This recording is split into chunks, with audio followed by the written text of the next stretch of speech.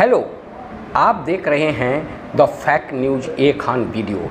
मैं मोहम्मद एहसान Khan, fact finder Calcutta से।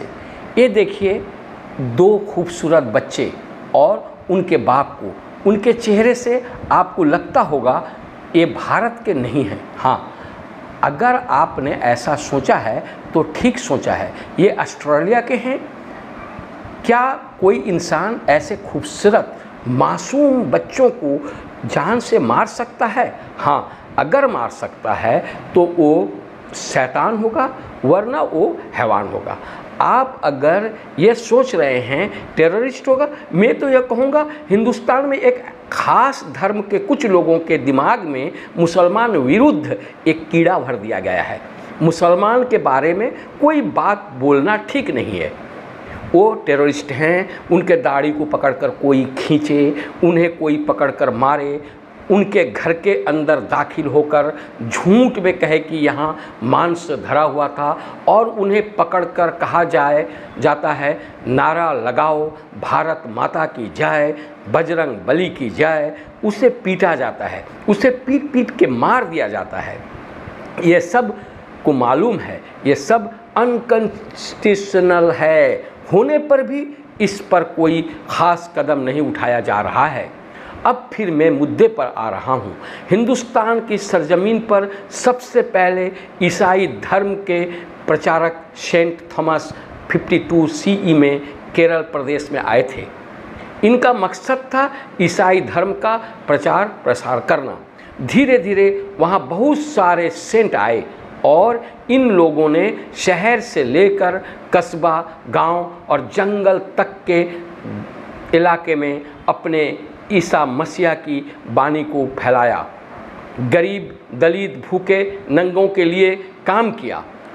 उन्हें कपड़ा दिया, मकान दिया, खाना दिया, उन्हें दवा दिया।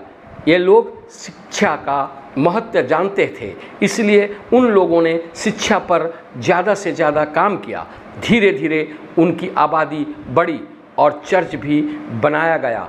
इस सरजमीन में 29,536 गिरजाघर यानी चर्च स्थापित हुई। Hindustan sovereign socialist secular democratic Republic होने की वजह से उन लोगों ने आसानी से अपना धर्म प्रचार प्रसार किया।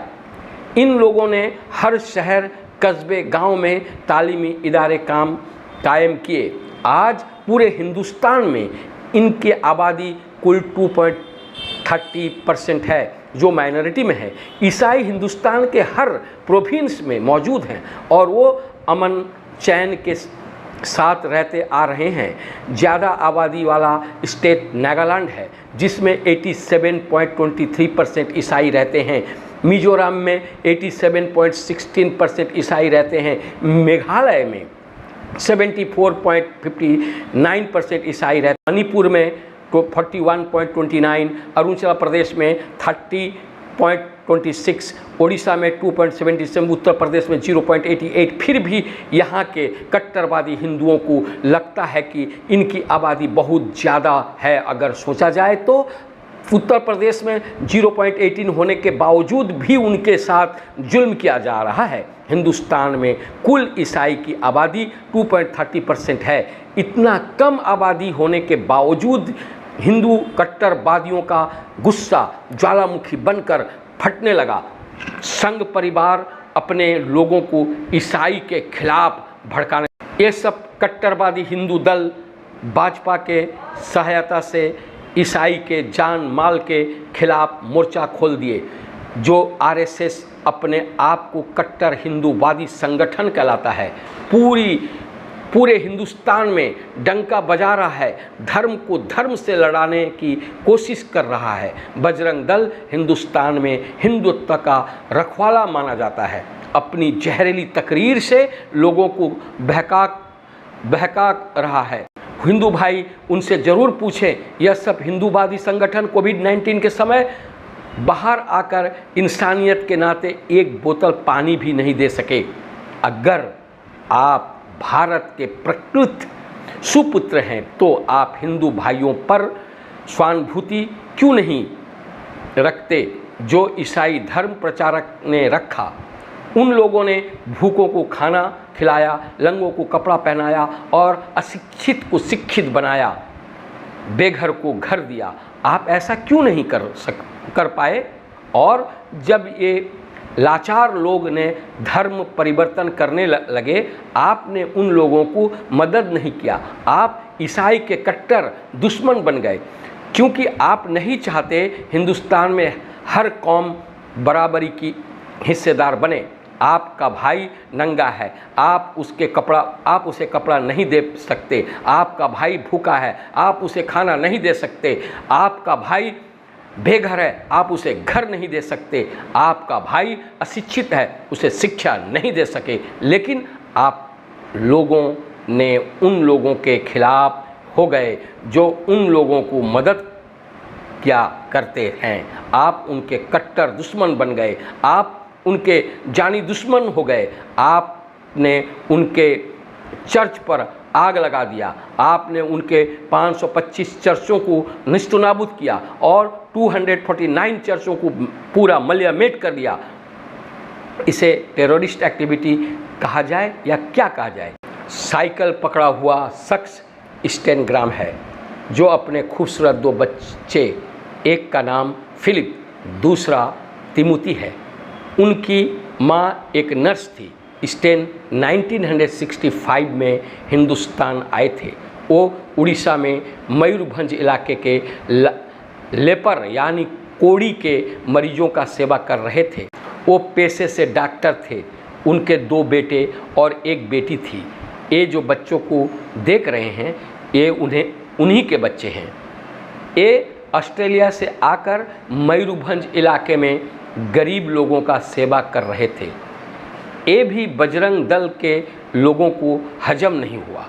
उन लोगों ने इन्हें दुनिया से ख़त्म कर देने का मंसूबा बनाया। वो दिन था जनवरी 22, 1999, जब ग्राम अपने लड़कों के साथ किसी सेवा स्थल से लौट रहे थे तो घात लगाकर बैठे हुए थे उनके खिलाफ कुछ कट्टरवादी बजरंग दल के लोग, जिनमें उनका नेता दारा सिंह था।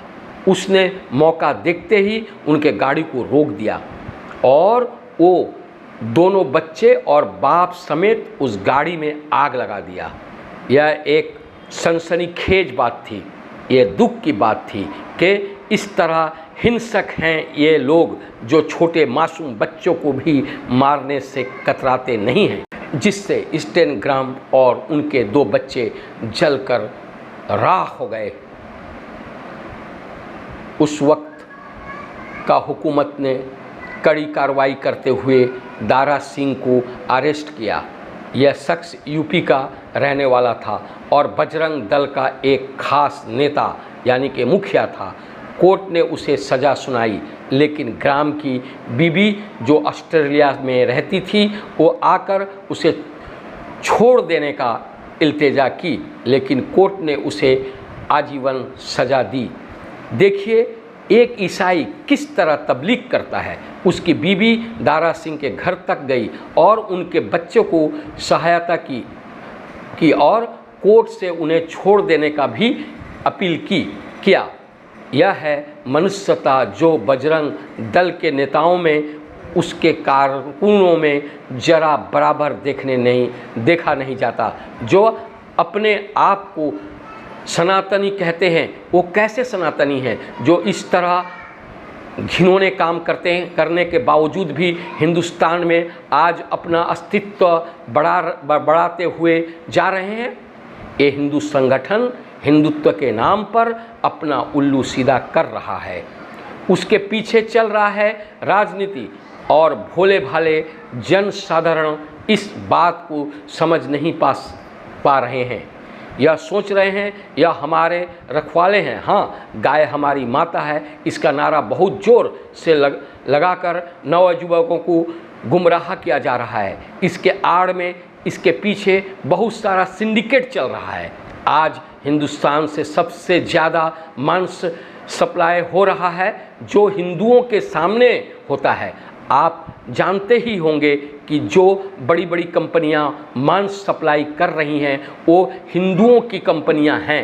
अतः अब से हमें सावधान रहना है। जब भी कभी कुर्बानी का वक्त आता है, कुछ युवक पीला कपड़ा पहनकर, भभुआ कपड़ा पहनकर बाहर आते हैं, गाय माता का नारा लगाते हैं, लेकिन सरहद के पास से जो लॉरी गुजरती है जिसमें जानवर होते हैं, वो क्या करते हैं, एक जानवर के पीछे इतना रुपया दो तो हम गाड़ी छोड़ेंगे, और गाड़ी छोड़ते हैं। इस तरह की दलाली चल रही, और आज इस पर कोई नहीं पूछता कि यह व्यवसाय कब बंद होगा। वो सब हिंदूवादी संगठन नहीं हैं, ये सब सनातन विरुद्ध हैं। सनातन धर्म को मलियामेट कर देना चाहते हैं, उसे बदनाम करना चाहते हैं। इन सब को पहचानना होगा, वरना ये अशांति बर्पा करते रहेंगे। इस तरह के संगठन सिर्फ लोगों को बहकाने में कामयाब होते चले जा रहे हैं। हम भारतीयों को चाहिए कि ऐसे संगठन को टिकने ना दें। अगर हम ऐसा कर सकेंगे, हम सचमुच एक भारतीय हैं, हम भारत को प्यार करते हैं। मैं इतना कह के आपसे विदाई लेता हूं, और कहता हूं कि आप अगर मेरे चैनल को सब्सक्राइब नहीं किए हैं तो अभी के अभी कर लें। धन्यवाद।